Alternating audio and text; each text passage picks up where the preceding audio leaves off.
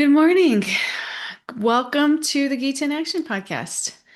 My name's Radha, and I'm here with a family of seekers. We're reading through the Bhagavad Gita, this ancient wisdom yogic text. We're reading through verse by verse and talking about its relevance to our lives and how it can really elevate our consciousness and make us just better human beings. That's really the one of the first things that shows up when we start practicing some of the lessons we learn in the Gita. So thank you all for being on this journey and sharing your hearts with us. We've been at this for about a year and a half. We're coming up on 2 years. August will be 2 years. And we are going to finish up chapter 10 today. So we're making our way through. Today we're going to start, I think 38, text 38. Chapter 10, text 38 is where we're going to start today. And before we do that, Stella, do you want to say our prayers for us? Sure. Um,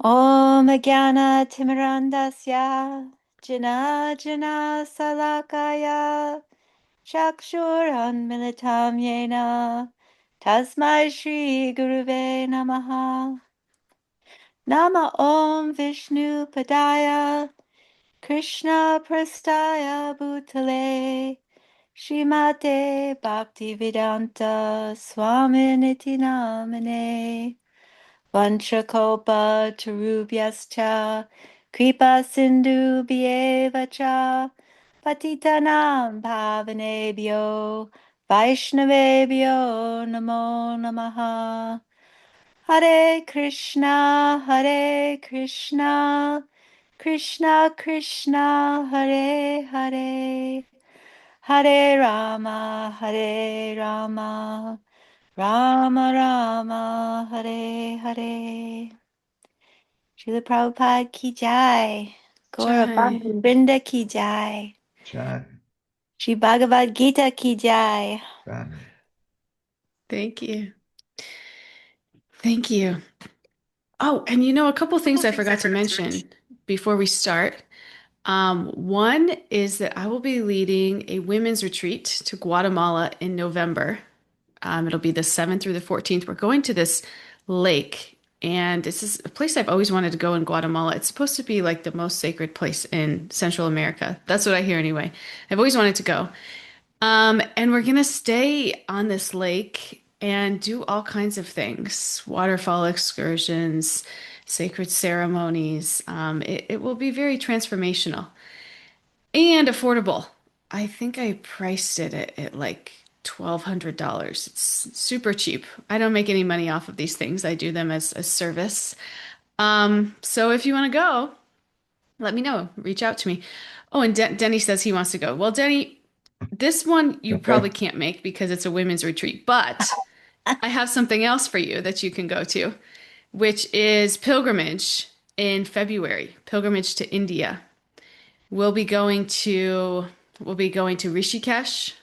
We'll start out in Rishikesh, and the Kirtan Festival will be happening around that same time. So we'll get to go do a little bit of that, and then we'll go to Jaipur, and then we'll go to Govardhan. And I haven't released that yet officially, but I will soon. But that will also be very affordable relative to the going rates of pilgrimages.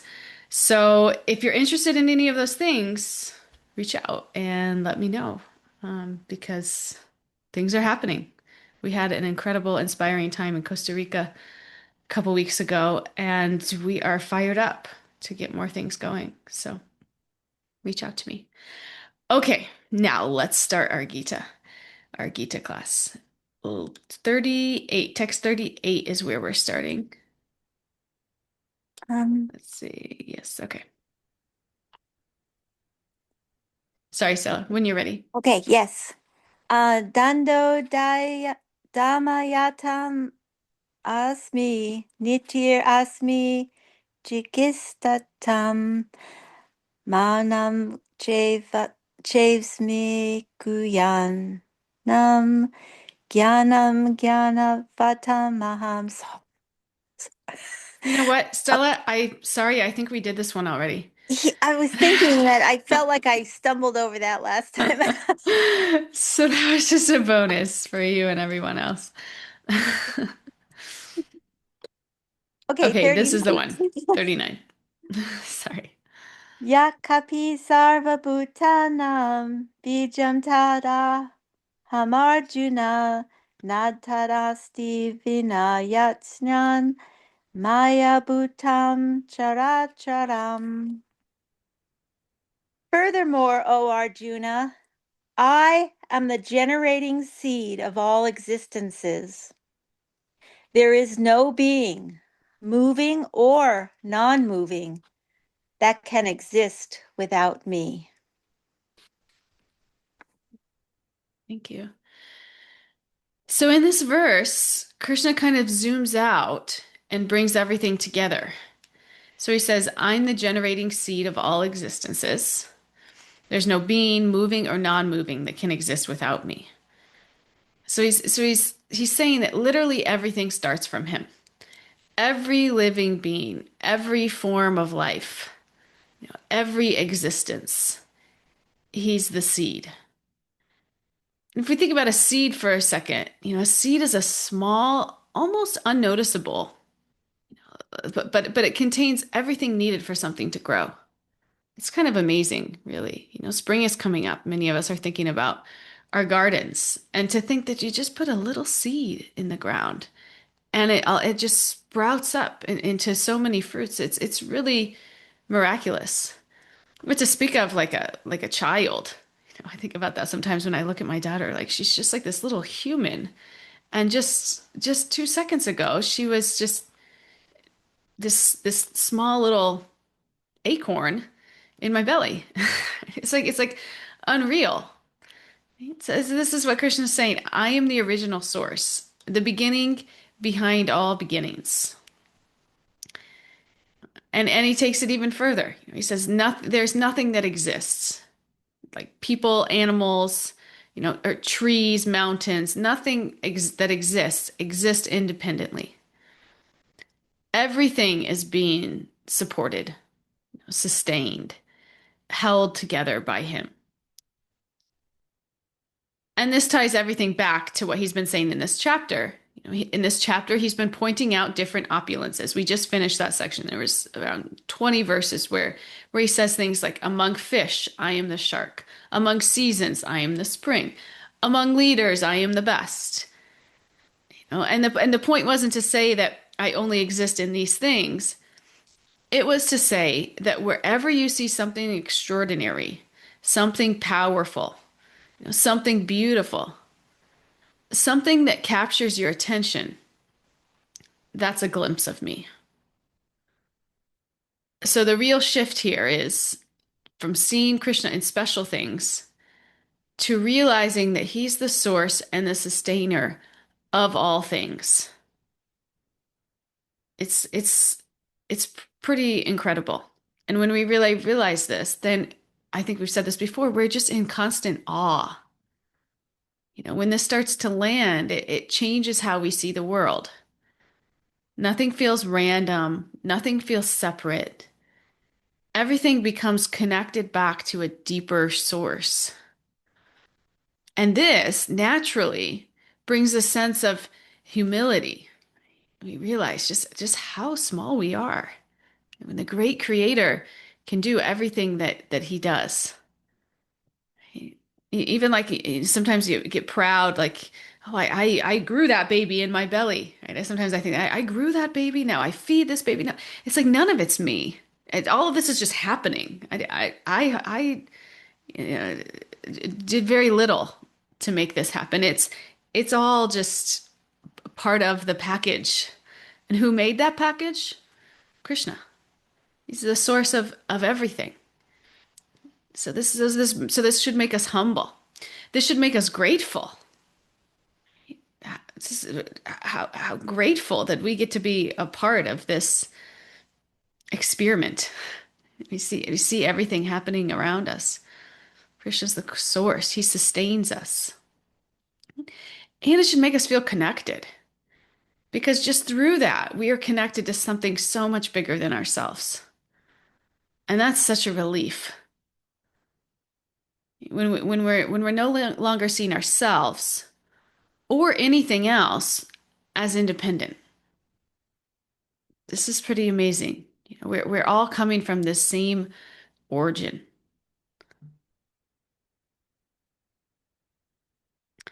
Okay, so let's move on to the next one, 40. Whenever you're ready, Stella. Nantosti mama divyanam vibhutinam parantapa esha tu deshtaha prakto vibhutir vistaro maya. O mighty conqueror of enemies, there is no end to my divine manifestations. What I have spoken to you is but a mere indication of my infinite opulences. Thank you. So he's Krishna's saying, I've given you a few examples, but I'm everywhere. And this is really important because we might hear the examples like, the Himalayas, the Ganges, Indra, and think, okay, but what about my life? Like Krishna isn't trying to limit himself to specific things. He's giving examples to help us understand a principle.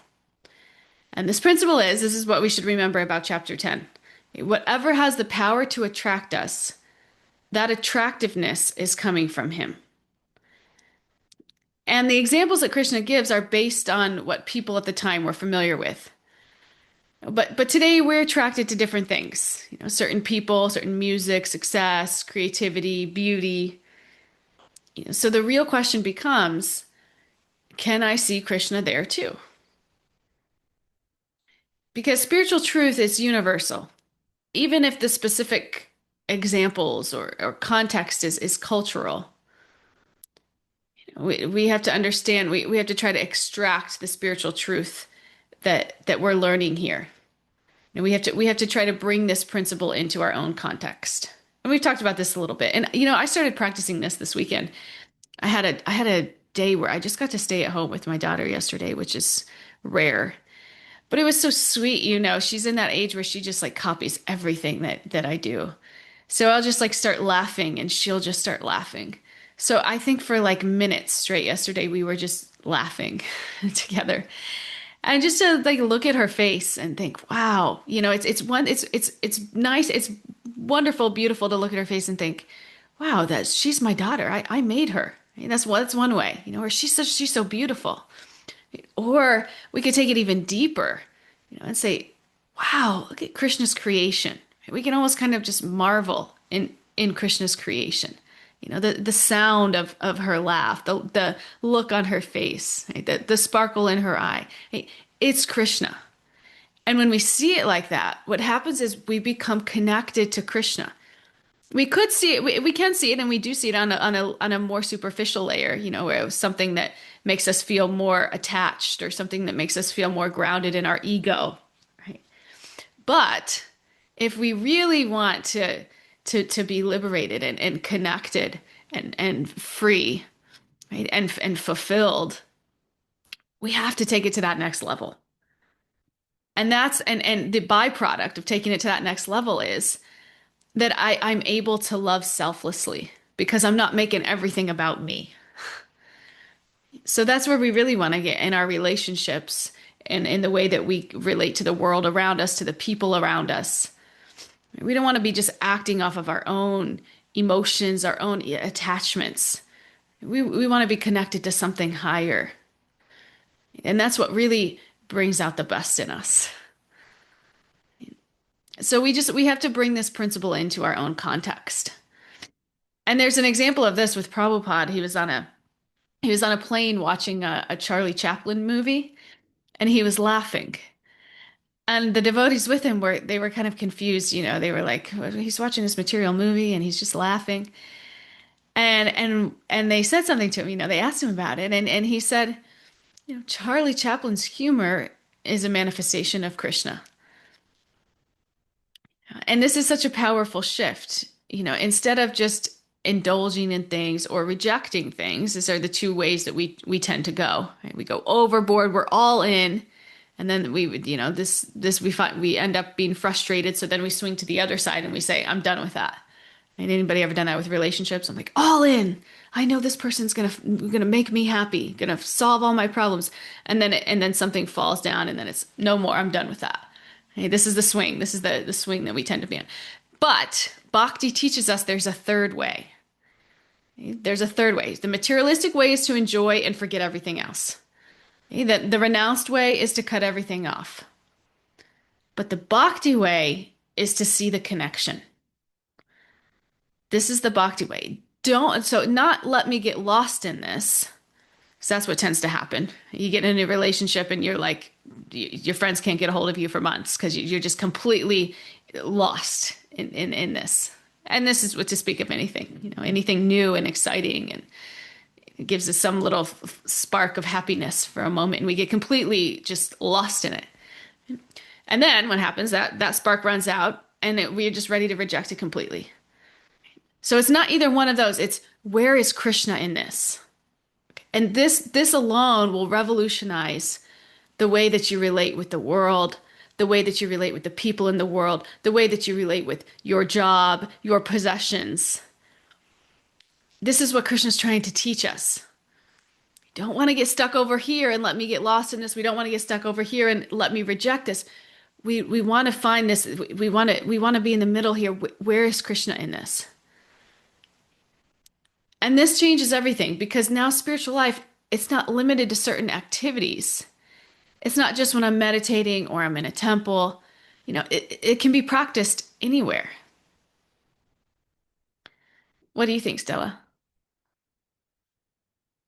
I had an example of it brought to mind something that happened years ago. My daughter is an adult and living in Austin, and um, we went down there to visit her, and we were actually in one of those rivers that you take a tube and all that. And she and I had I've always been a kind of an anxious mother, like a little fearful for kids' safety and all that. And she like turned over and she didn't come up too fast. And I thought she hit her head and I just freaked out. And we actually, it ended up being a really, after talking with her and my husband and everybody, it was like, we kind of figured out that my anxiety was based on me losing her, Hmm. not her as much. I mean, of course, I didn't want her to get hurt, Sure. but and I took on the mission to see her existence as belonging to Krishna, and that everything that happens to her is between her and Krishna. Hmm. I can nurture her, I can love her, I can serve her, but I had nothing to do whether she was safe or not. Like, Hmm. I mean, I could do my part, but I had to let go. Like, there's no result. And it was like the Gita saying, you know, give up the result, but I didn't see that when it's your own kid, you know. Right. And I Yeah. that's like one of the hinges in my life where like the Gita came alive for me in that way. And like he, she is made of his energy, and he's got a relationship with her I have nothing to do with. Like, it was just mind blowing to make that Wow. shift. And to some extent, that shift changed all our lives. Wow. I was pretty anxious before that. That's incredible. What a realization. What a Gita in action moment. Yeah, these are such lessons. We don't realize how much we're really just dragged around by the whims of our emotions and attachments. Mhm. Mhm. And when we really zoom out, we see these attachments are not absolute. These attachments are, one, unique to me, and two, change as life goes on. They're temporary even in the moment. And in that, we get so lost in them. Is I had kind of a similar realization yesterday. My dog is really sick, Oh, and yeah, and my husband is so worried sick. Like my husband is very attached to our dog, and he's like losing sleep over it quite a bit. He's just worried sick. And it made me think, it's just so interesting this like the industry that we have around pet care, it's like people put so much money and emotional stock in their pets. But at the same time, they think nothing of eating an animal that's not their pet. And it's just so interesting. Like we've just chosen, just based off of our attachments or whatever happens to be in our life that we're attached to, that's what we've chosen to kind of hitch our cart to. And then that takes us on a ride. And in the meantime, we're just here and there and everywhere, just at the mercy of these of what we've attached our cart to, which is most of the time it's just happenstance, right? Not to get too philosophical here, but it's an interesting realization. And when we think that, hey, actually the Gita's teaching us we don't have to live like that. It can be exhausting. It can be, it's an emotional roller coaster.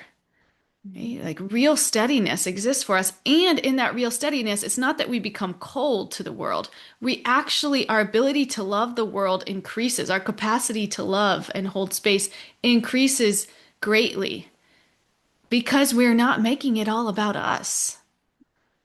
Because we're connected to something higher, and that something higher gives us strength and presence and allows us to show up. yes. Yeah, Yeah. you can give your affection more freely because it's not based on fear of loss. It's Yes. just freely given and for the beauty of the other, you know. Yes. Yes. This is what happens when we begin to see with spiritual lens.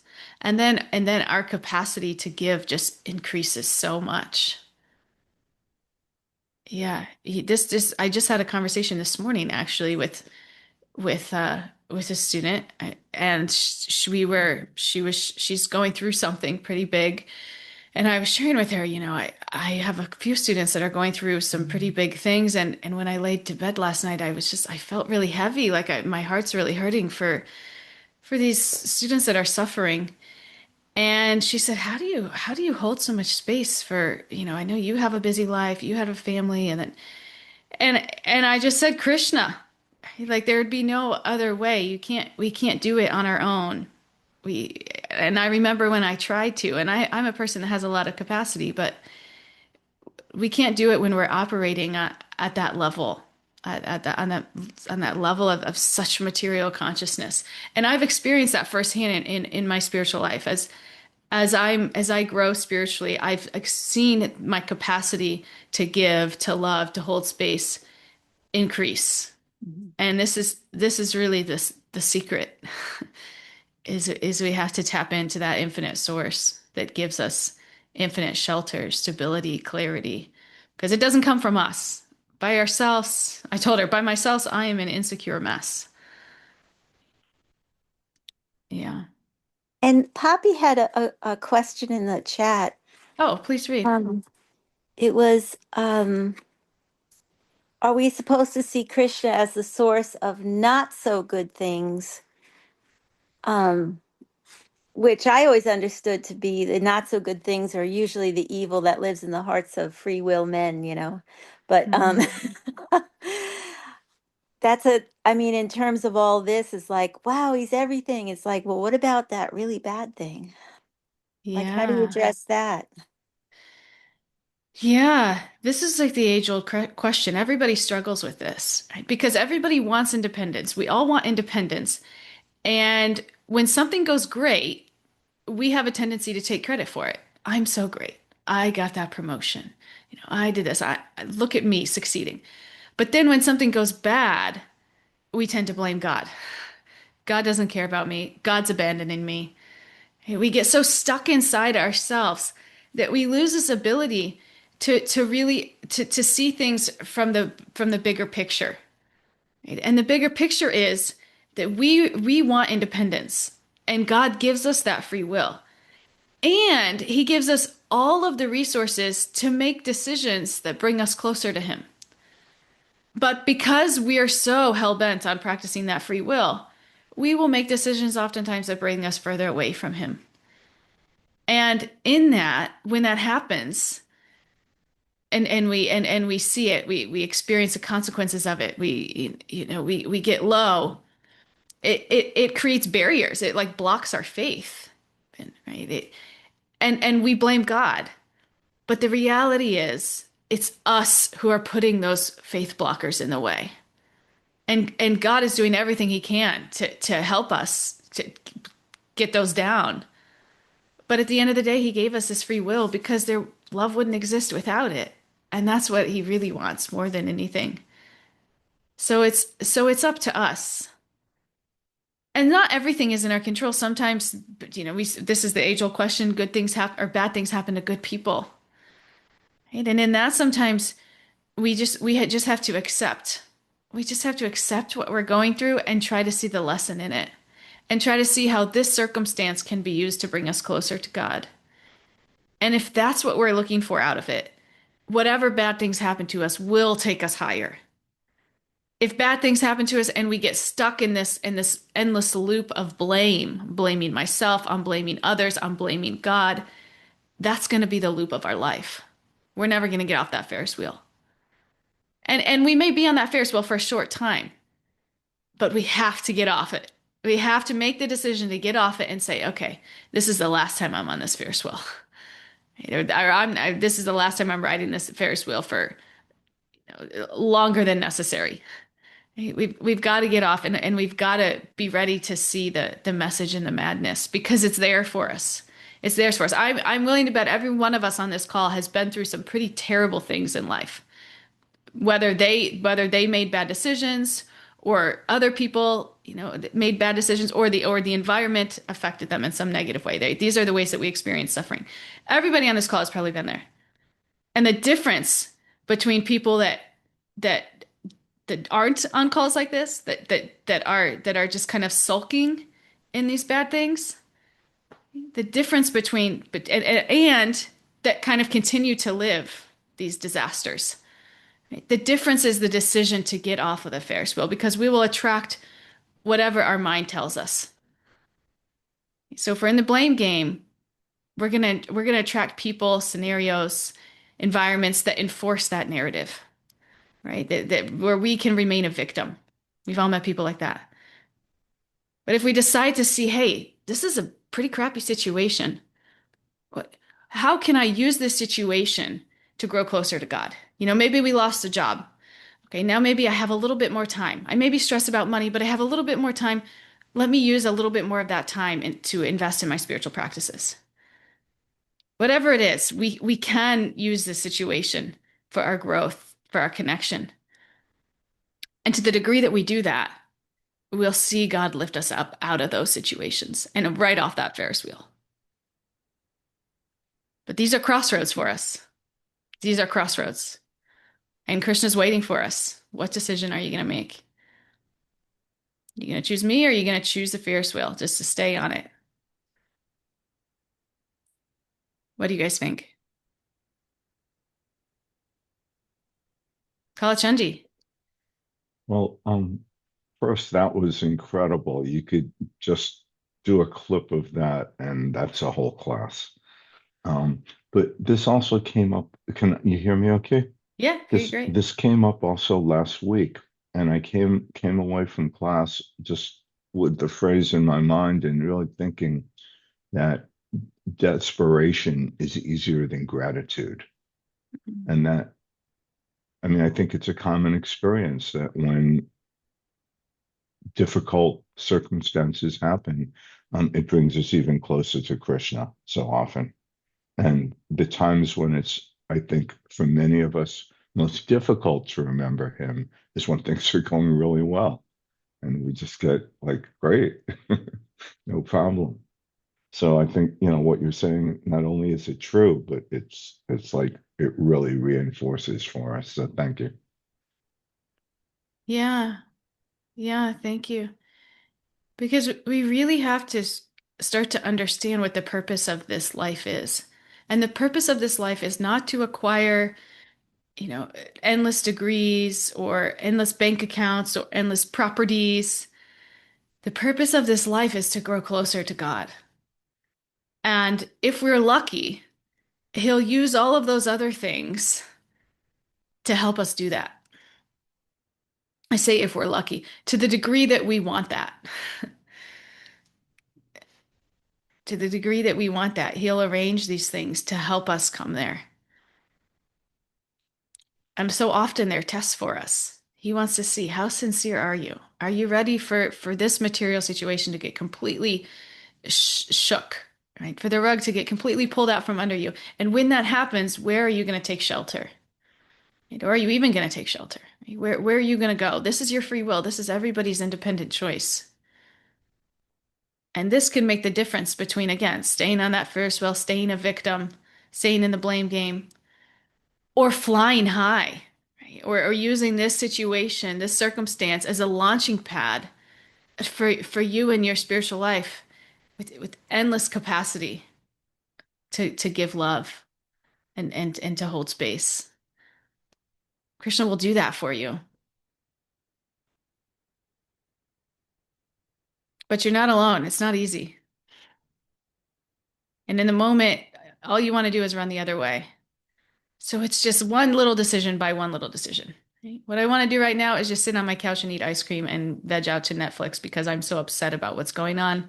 I want to just numb out. But instead, I'm going to get on this call. I'm going to listen to this podcast. I'm going to read something in the Gita. I'm going to chant around. I'm going to call a friend who can remind me why I'm here and what I'm doing. Just those little decisions, little by little, are like the notches in the rope that you're climbing up out of the hole, one notch at a time. Katie, what do you think? Thank you, Haribol. A couple things. Kalachandji, you make an excellent point because, for example, in the winter, when one of the IVF meds was just making me like super down, like all I could, the thing I would do, and all I could do to like get out of it was kirtan, just like grab my harmonium, and it was so helpful. And now that I've been feeling better, I like have not been doing that at all. So we really do lean on Krishna when we super need him, and that tendency to um you know not always, when or maybe in other ways, maybe I shouldn't say that, but that came to mind.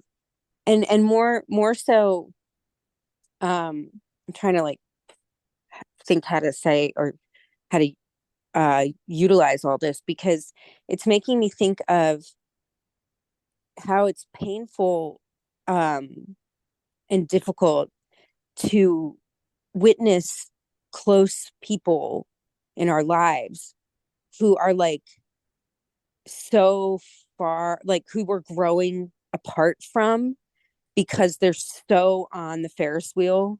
Hmm. And um and how I can approach that better, rather than feeling like Hmm. frustrated or um angry at them, or just like too overly like emotional and stressed and overthinking it.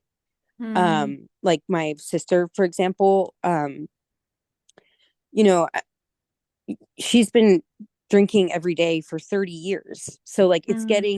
it's getting worse to how it affects like her ability to my other sister and I were talking about it, and we're like, she the oldest sister asked me, do you think she's like, really having more trouble like processing and with like mental um way, I don't know how to say it, but having more out of touch with reality. And I was like, yeah, yeah. And and it's kind of rolled into like also thinking now I'm more responsible for not just myself with the pregnancy, like, and I can't have all, like, it's very hard not to get stressed out around her because she like never By takes the way, responsibility. Katie, I don't think everybody knows Yeah. that you're pregnant. Ta-da. So let's just take a moment and I haven't announced that because I didn't know where you were Yeah. in announcing, but Katie is pregnant. Congratulations. Yay. Okay. Thank you. I know. I thought I'd just slip it in there because it went with this share. Yeah. Thank We're you. so happy for you Thank you so and much. this beautiful soul that you're assisting Krishna and bringing into the Mm, world. thank you. And it's so helpful because I mean, I'm like really trying to look at it as like, this devotee, like it's not, and whatever happens, like it's for Krishna and it's because of, and even though really we're like, wow, we did a great job. We followed every instruction of IVF for a very long time, but um yeah, but yeah, so with my other sister, like, it's incredibly stressful because she's nasty. She's like quick to like be super mean and never take responsibility for anything. And like, we're all noticing it more. Like, and it's not fair. I mean, it's not kind to my mom. It's not cool to any of us, and like how, and I feel that. I feel her probably, feeling us being more separated and less close. Mm, And but I'm kind of like, what can I do? Like, I can't, be in these stressful situations as often and like carry this for everyone as much, because I've also kind of always taken the role of like keeping her connected and like mm, being with her more. And my brother so kindly often thinks to thank me for it, because otherwise mm. she'd be even farther removed from the family. But like, yeah, so Yeah. I think I'm realizing, the helpful parts is like, try to show up with less attachment, with less reaction, with like um more faith that I can be there for her somehow, even if I have to remove myself, or um and so I wasn't really sure what to share because I don't really know what to say about it besides kind of explain it in this way. um Yeah. yeah, yeah. But it's Wow. interesting to see other people that you're like, oh crap, like they are getting worse on the Ferris wheel, when you love them. Mm. Like my It's brother's so like, hard yeah, my because brother's like, we love her, but she's hard to like. And I'm like, yeah, dude, yeah, yeah, you have to keep yourself from getting dragged onto the Ferris wheel with them. yeah, And you have to recognize when you're living on it with them by choice. And that can be so hard. yeah, When we're just being pulled around by our own attractions, we're so involved. And sometimes we think that we're not, but then something triggers us and we realize, oh my gosh, I yeah. am like she's sitting on my lap on that Ferris wheel. That's how engrossed I am in this And I'm situation. And so quickly reactive with her, yeah, right, right. I was like this with my dad, who's also an alcoholic. Until what freed me from this was when I dated somebody who was just like my dad. And somehow I got past that, got to this realization that this person is totally off their rocker. There's nothing I can do. All of these yeah, things I needed to learn with my dad. And then it gave me like a little bit of emotional removal to say, oh wow, this is my dad. Like because I wasn't as attached to that person. But sometimes we're so attached that we don't mm, even know how attached we are. We don't even realize that we're just like handcuffing ourselves to their Ferris wheel cart, going up and down with them. yeah, And this is what spiritual life can do for us. It can give us this perspective. It can give us this, it helps us to unshackle ourselves from those Ferris wheel carts, right? Get off the ride and still, from the other side, love them mm, and pray for them to figure out how to get off. But understand that as long as we're shackled to that cart ourselves, nobody's getting off the ride. yeah. We're just And it's going not around and around helping. together. It's not helping. Yeah, yeah. And like my brother also reminds, like, man, I think she's really suffering, and that's the bottom of it, really, like, yeah. Yeah. Yeah. Mm. Thanks for sharing. Thank you. What do you think, Nancy? Thank you so much for sharing, Katie. Congratulations. I don't know if you saw my baby from 34 years ago is an IVF baby. So, it's a pretty amazing that this technique is working. Um, and I think you said it really beautifully, Radha, that you know, I can be a representative of Krishna in everything I do. I can be a walking Gita and show up with love and not being attached to trying to convert people, but being that gentle, wonderful representative of Krishna's love. And when talking about somebody that's still drinking, when are they going to seek Krishna? They're not going to seek Krishna if you're there, because you're holding them up and allow you become their higher power. But if indeed they have to struggle, and it may not be in this lifetime, I'm sorry to say, but if they have to struggle for themselves and get it for themselves, then they may be seeking Krishna in the way that will help them to get out of that Ferris wheel.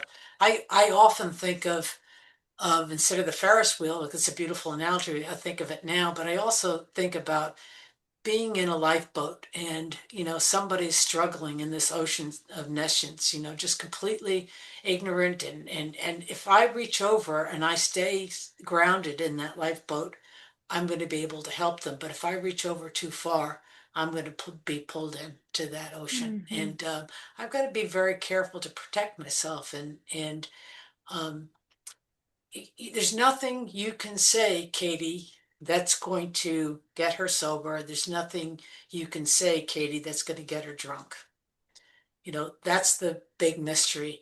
You have to just love her, um, but you might not like her, and that's the hard place of realizing that I might not like what my sister's doing, and this goes for anybody, but I can still love them. And I have a situation now where my brother, I think Kalancha, that's it. Carl and I were talking about this, where my brother has a traumatic brain injury, and I'm watching my nephews who are all sort of battling with addictions, going through such great struggles of fear and anxiety, looking at their father and how they're reacting. And then I just sort of walk in and try to just be somebody that has compassion for what they're doing and for the situation, but realizing that nothing I do is going to change this. I mean, I chant and I pray for Krishna and Radha to be with my brother and my sister-in-law. Know that they're not alone, but I can't pray for him to get well. It just doesn't. I don't know if that's Krishna's will. This might be what Krishna needs, and so I'm just being present and trying to be a representative of bhakti is the best place for me to be. So. Thanks so much for letting me share. Thank you. Wow. Wow, profound. Yeah, thank you for sharing. Yeah, and that's exactly what we're talking about here is we can all the materialistic way of dealing with things is we get overly attached, we get overly involved, we lean over way too far and that lifeboat flips on us. Or we decide I've leaned over way too far for way too long. I'm frustrated and resentful now. Now I'm going to just go sit in the corner and cut off from everything. But the bhakti way is to see the connection. This is what Krishna's trying to get us to in the Gita. That's what he's trying to teach us. We don't have to lean over too far where our own lifeboat flips. We don't have to go sit in the corner and and ignore everything, reject everything completely. We can try to see everything around us as Krishna. And when Krishna grants us that vision, when we're able to do that, when Krishna enables us to do that, we really develop our sea legs. We can stand firm on that boat, and we can help those that are in the ocean without losing our own grounding. And that only comes from Krishna. Some people naturally have stronger sea legs just naturally, but nobody's going to have as strong as sea legs as those that are connected to Krishna. This is a fact. Everything else is going to fool you. Nothing is foolproof, even though it may appear strong at first.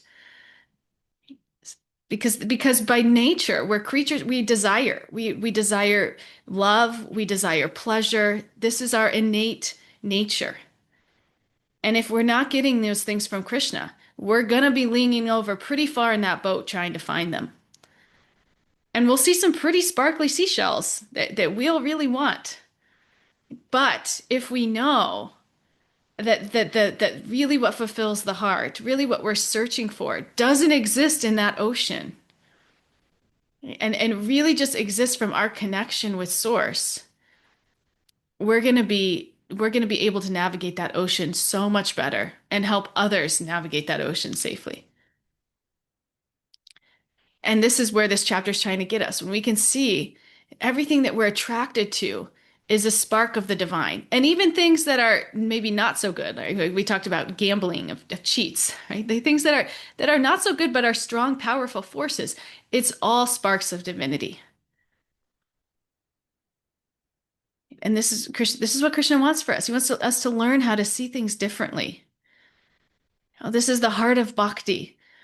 It's not about rejection. It's about connection. Connecting the world to the divine. Connecting our experiences to something deeper. And connecting what we're already drawn to back to Krishna. So that's what Krishna does in this chapter. He gives us these examples, but what he's really inviting us to do is to train our vision. This is what we really want to walk out of here with. We want to start to train our vision so that whatever we look at, we're not seeing the object. We're not experiencing our attachment to it. We're not getting completely lost in it. We're seeing the source behind it. And this vision is going to give us steady grounding on that lifeboat that is shooken back and forth by the waves. We're going to be able to stand steady, stand firm. This is what Krishna wants for us. This is what's available for us. We can't do it on our own. We all have to come to that realization one way or another. And what's available for us is so much greater than that.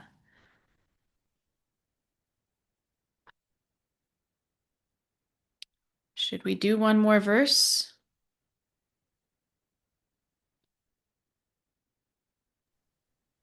Should we do one more? Yeah.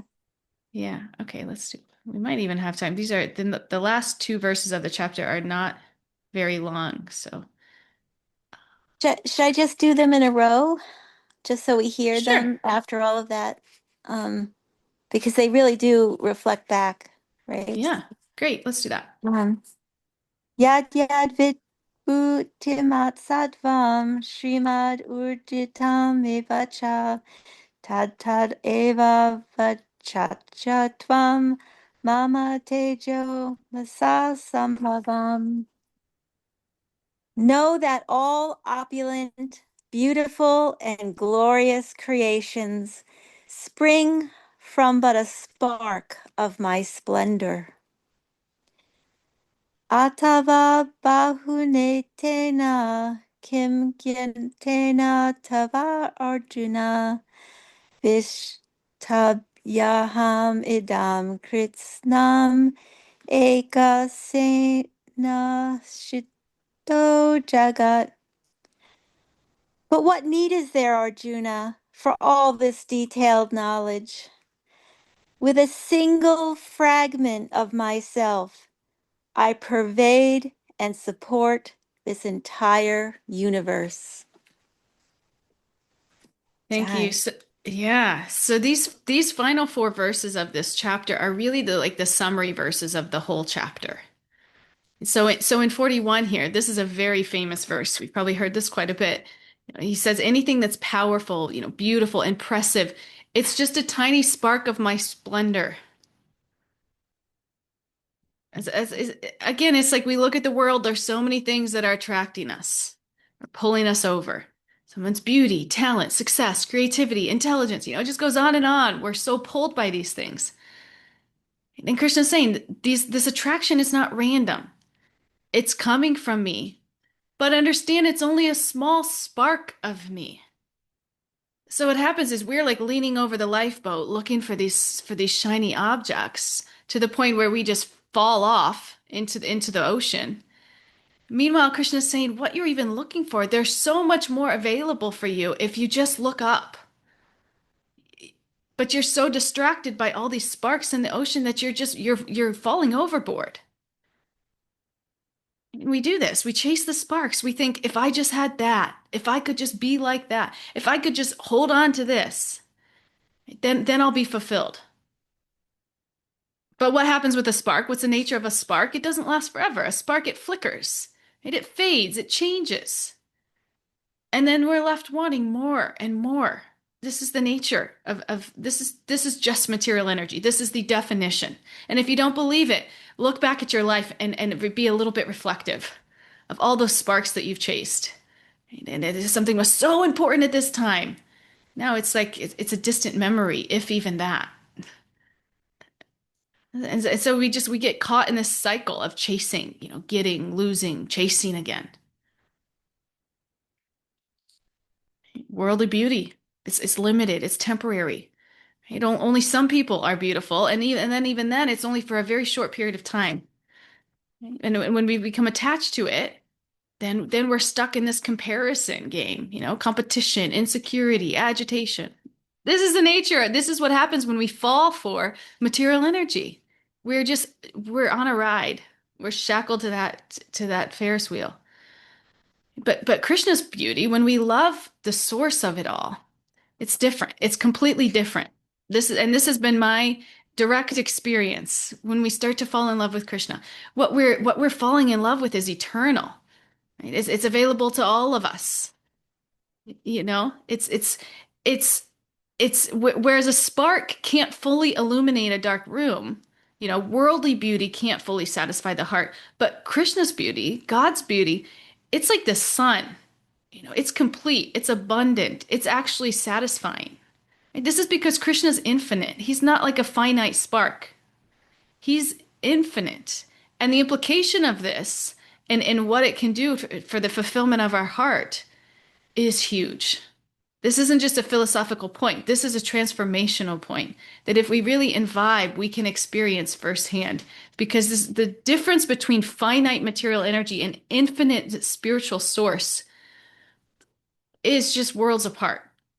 And that lands very differently in our hearts. And if we get a little bit thoughtful about it, we'll begin to realize that. That the things of this world are just sparks. Okay? Their ability to hold our attention is short-lived. But Krishna's the whole. His ability to hold our attention is unlimited. And our attraction to him can actually be lasting. This is why some of these practices like meditation, or reading spiritual scriptures, or just singing the same songs, it never gets old. It's not like you meditate and you're like, okay, did that, done. What's the next thing? No, it's like it's ever fresh. It just gets deeper and deeper. Our experience into it gets deeper and deeper as we get more and more connected. Why? Because we're connecting to the infinite. Its ability to nourish us is not finite like everything that we're used to in this world. And if you disagree, whatever you're attached to, just wait. Because your relationship with that thing is going to change as time goes on, because this is the nature of material energy. To the point where the person that you loved more than anything, 1 minute, in 50 years, you may never even be talking to them. In 10 years, you may never even be talking to them. This is material love. This is material energy. Spiritual energy is in a whole different category. It's a whole different category. It's eternal. It's infinite. It's ever fresh. Right? Even when the world's beauty is at its peak, it's still just expressing a tiny spark of this beauty, of this spiritual beauty, of this spiritual potency. So, so this, this doesn't mean that desire is the problem. Desire is a natural part of who we are. We're going to desire. We're going to be in that lifeboat and we're going to be looking around for something that's going to fill up our heart. This is the human condition. This is the way we're designed. There's no getting out of it. You can't numb out that desire, act like it doesn't happen so that you don't get hurt. It's going to happen. We're going to desire. We're pleasure craving creatures by nature. The question is, where are we directing that desire? Okay, because when we're seeped in material consciousness, we've forgotten our deeper connection with God. And because we're disconnected from that higher fulfillment, we're trying to fill that gap through different things in the world. We're so far leaning overboard that ship that we're not even realizing that where we're looking it doesn't even have the answers. Right? Are not really going to satisfy us. And again, this doesn't mean we deny what we experience. We can't numb out. Right? We're not meant to deny it. We're meant to deepen it. We don't have to reject what we're naturally attracted to, but we also don't have to stay stuck there. So what the point of this chapter is, what Krishna's teaching us. Instead of getting lost in the spark, we can let that spark remind us of the source. So when we see something beautiful, instead of stopping there, we can think, if this is just a spark, then what is the whole like? If this is just a tiny spark, I can only imagine the heat from the fire. This is what how we have to start thinking. Everything we see it as a little spark. Wow, if this is just a spark, I can only imagine the heat from the fire. This is what we should feel in our hearts. And this will shift everything. We'll move from longing for so many temporary things to longing for something that's complete. We'll shift from longing infinitely to longing for the infinite. It's a complete shift in consciousness, and it will transform your entire life. So instead of suppressing our attraction, we just need to redirect it. And we don't say, I shouldn't be attracted. We say, let this attraction lead me deeper. And this is how bhakti works. Okay? It's about refining and directing our desire. So that when something pulls our attention, in that moment, we can pause and ask, is this just a spark, right? Or is it pointing me to the source? We begin to see the things of this world not as competitors to God, but as pointers to Him. This is where God wants us to get in this chapter. This is what Krishna is trying to teach us, trying to change, trying to reshape our vision. Don't get so caught in the sparks that you don't see that they're actually connected to the fire. They're actually part of the fire. So we acknowledge their attractiveness. We acknowledge that they're pulling us over, but we don't let ourselves become captivated by them. Instead, we reflect in that moment. If a spark is so captivating, how much more captivating will the whole be? And if we can practice this reflection as we go through our lives, as our days, our weeks, this reflection will gradually redirect the heart from the spark to the source and connect us right back to God. Yeah. And this last verse, should we just finish this last verse off? Krishna says in this last verse, Arjuna, what is all this detailed knowledge? With a single fragment of myself, I pervade and support this entire universe. So he's closing this section by saying, what is the need for all this detailed knowledge, right? Just understand this one thing.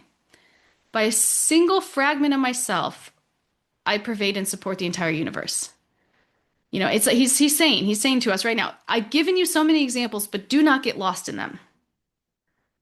Because we can keep going, more examples, more categories, but he brings it back to the essence. He's saying you don't need to know everything. You just need to understand this one thing. And this one thing is that everything that exists is being sustained by me. He says just one fragment of me is sustaining everything. This is mind-blowing when we sit with this. You know, this entire world, every person, every system, all the beauty, all the complexity, it's being held together by just a small expansion of him.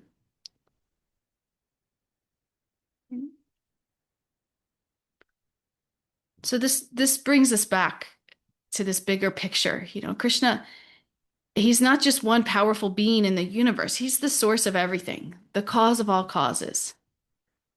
So he gives us all these examples and then he says, hey, don't overcomplicate it. Wherever you look, whatever you experience, it's all resting on me. And when we start to see things, see this, life feels different. Don't just read this chapter and skip over these examples because you can't really relate to them anymore and it's all the same. No, really extract the essence here and try to apply it in your life. And to the degree that you do that, you will experience transformation. It will give you steady legs on that lifeboat so that you won't be constantly falling over the edge because you're fishing for things. Life won't feel random or disconnected. You know, you'll understand everything is part of something bigger. And instead of trying to understand every detail, we can just rest in this realization that everything is coming from him.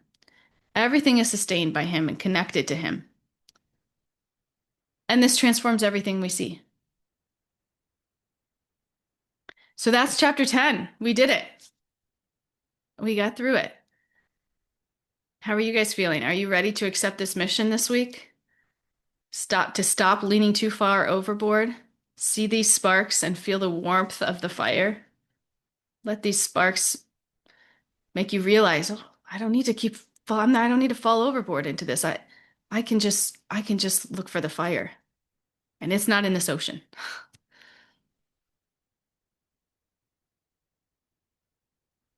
What do you guys think? Definitely more ready. What an amazing class. Thank you so much. Thank you all. Hare Krishna. Thank you. Thank you. Thank you, Katie. You are on Oh, fire today, Radha. oh, It was fabulous. I mean, so inspiring. I feel like I'm it's such a gift. Thank you. thank you. Thank you for sharing. You guys, beautiful realizations and stories today. Thank you. Okay, my friends. Well, then I will see you on Thursday. Also, I started a little guided japa on Sundays from 6 to 7. We're gonna do that every week now. It was really sweet yesterday, right? Some of you came. It was really sweet. So if you're interested, we'll every Sunday we'll do that 6 to 7. A nice little guided japa to get us orientated for the week in our relationship with God. All right. Thank you all. I'll see you on Thursday. Hare Krishna.